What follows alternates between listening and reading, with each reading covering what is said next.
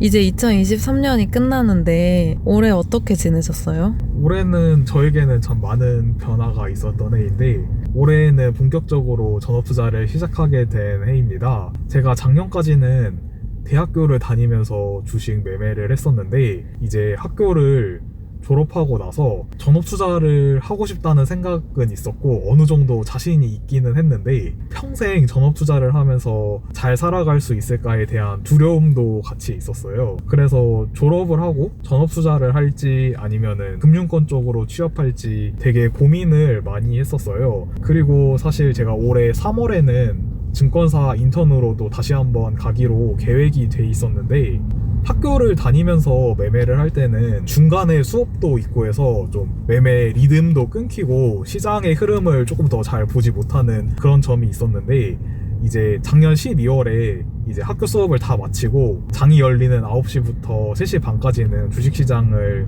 계속 보고 있다 보니까 시장의 흐름에 대해서도 더 파악할 수 있게 됐고 더 매매 실력이 그럼으로 인해서 많이 늘어났던 것 같아요. 그래서 제가 아까 3월에 원래 인턴을 하기로 했었다고 했잖아요. 그런데 이제 1, 2월에 하루 종일 이렇게 보면서 매매를 하다 보니까 이제 조금 더 전업투자에 대한 확신이 들어가지고 전업을 하게 됐습니다. 그런데 그 결정도 사실 쉽게 한 건 아니었는데 계속 고민을 하다가 제가 그쪽에는 죄송하기는 하지만 출근하기 하루 전날에 못 갈 것 같아 이렇게 말씀을 드리고 이제 그때부터 본격적으로 전업투자자의 길을 시작하게 됐습니다. 그래서 이제 전업투자자 생활을 본격적으로 시작하게 됐는데 올해에는 시장 상황도 좀 따라주고 제가 하루 종일 이렇게 장을 볼 수 있다 보니까 시장을 읽는 능력 같은 것도 좀 향상이 되고 실력이 늘면서 좀 수익금이 좀 많이 늘어났어요. 그래서 다행히 무난히 전업투자자 생활을 시작할 수가 있었습니다. 그런데 전업투자자로 이렇게 한다고 그래도 사실 미래가 확실히 보장되는 건 아니잖아요. 앞으로 사실 전업투자자는 무슨 일이 생길지도 모르고 전업투자자는 되게 불확실성이 큰 직업이기 때문에 앞으로 무슨 일이 생길지도 모르고 좀 미래에 대비해야 되겠다는 이런 마음이 있었어요. 왜냐하면 전업투자자는 잘하다가도 한번 잘못하면 좀 크게 손실이 날 수도 있고 항상 월급처럼 꾸준히 수익을 낼 수 있는 직업은 또 아니기 때문에 전업투자를 하면서도 좀 전 항상 리스크를 최소화하고 최대한 안전한 방향으로 투자를 하려고 했습니다. 그래서 제가 올해 초에 든 생각이 집을 사야겠다는 생각이었어요. 제가 그 생각을 왜 했냐면 이때까지 좀 모아놓은 돈이랑 이렇게 대출을 받아가지고 서울에 좀 집을 그래도 사놓으면은 이자 감당만 잘 할 수 있으면 전업투자를 해서 좀 힘든 기간이 있더라도 그 이자를 내면서 그래도 서울에 내 집은 가지고 있는 거니까 안정감을 좀 가지면서 매매를 할 수 있을 거라고 생각을 했어요. 그리고 특히 작년 말부터 부동산 가격이 좀 많이 하락하면서 이게 정부에서 특례 보금자리론이라는 좀 소득이 낮더라도 대출을 좀 많이 받을 수 있는 상품을 만들었는데 이때가 기회라고 생각하고 이제 집을 사야겠다고 저는 결정을 했었습니다. 그게 올해 3월 정도였던 것 같은데 그래서 제가 특례 보금자리론을 이용해서 살 수 있는 아파트들을 막 돌아다녔어요. 그래서 제가 딱 마음에 든 아파트랑 마음에 드는 매물이 있어가지고 그거를 매수하려고 했는데 조금 더 깎으려다가 안 맞아가지고 그 매물은 어쨌든 놓쳐버렸어요. 그리고 나서 그 집을 놓치고 이제 좀 부동산 가격이 본격적으로 좀 많이 반등을 하는 그런 시기가 왔어요. 근데 저는 일단 그 집을 못 샀는데 그래서 그 집 말고 살 수 있는 다른 데를 계속 알아봤어요. 그런데 저희 본가 근처에 신축 오피스텔을 짓고 있는 데가 있었는데 그게 올해 초부터 이제 분양권 전매가 풀려가지고 분양권 전매로 거래를 할 수 있게 됐었어요. 그런데 오피스텔은 보금자리로 대상이 아니어가지고 여기는 가격이 안 올랐더라고요. 그래서 저는 특례 보금자리론을 받지 않고 다른 대출을 받아가지고 안 오른 오피스텔을 사야 되겠다라고 생각을 해서 그 오피스텔을 샀습니다. 한 4월, 5월쯤에 그 오피스텔을 이제 계약을 하고 매매를 계속 열심히 했는데 이제 서울에 내 집이 있다는 생각을 가지니까 좀 마음이 편해져가지고 조금 이게 주식이라는 게 심리가 되게 중요한데 그때부터 매매가 좀 더 잘 됐어요.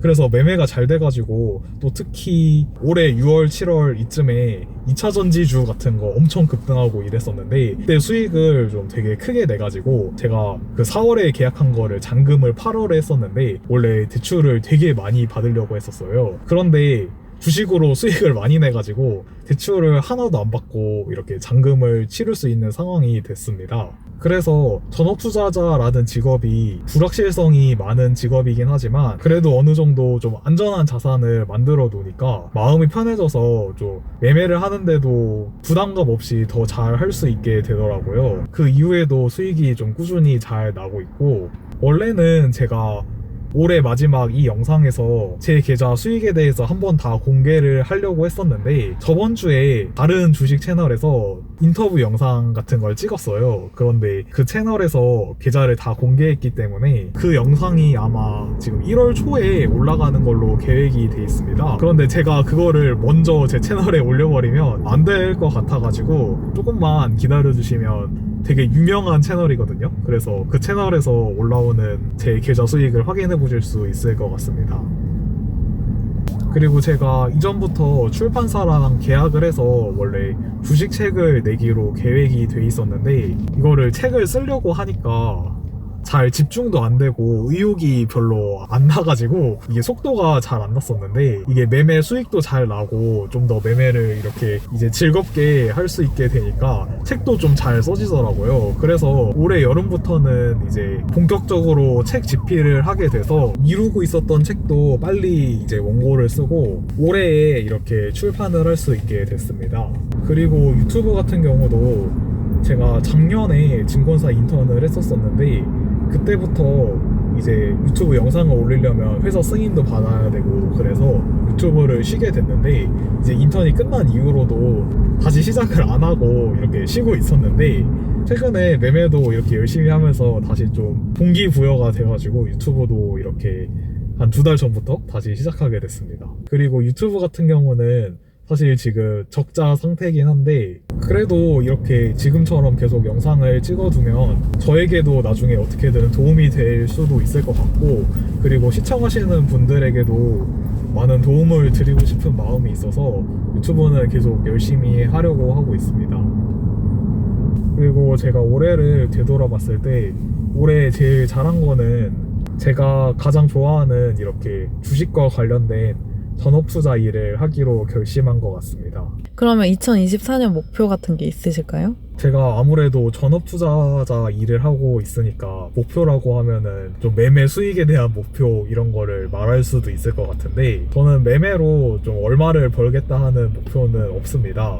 이게 매매로 얼마를 벌어야 되겠다는 목표를 가지면은 그 돈을 벌기 위해서 아무래도 무리하게 매매를 하고 이게 심리적으로 부담이 되기 때문에 제가 이때까지 경험을 해본 결과 매매로 얼마를 벌겠다라는 목표를 세우는 거는 전업투자자 입장에서 별로 매매에 별로 도움이 되지 않는 것 같고 일단 저 같은 경우는 크게 잃지 않으면서 안정적으로 매매하는 것을 목표라고 생각을 하고 있고 그렇게 매매를 하다 보면 어차피 이게 기회가 될 때 수익금은 알아서 따라오기 때문에 굳이 얼마를 벌어야겠다 이렇게 목표를 세우지 않고 내년을 시작하더라도 안전하게만 매매한다 이 생각으로 내년을 보내면 내년에 좋은 결과를 낼 수 있지 않을까 생각하고 있습니다.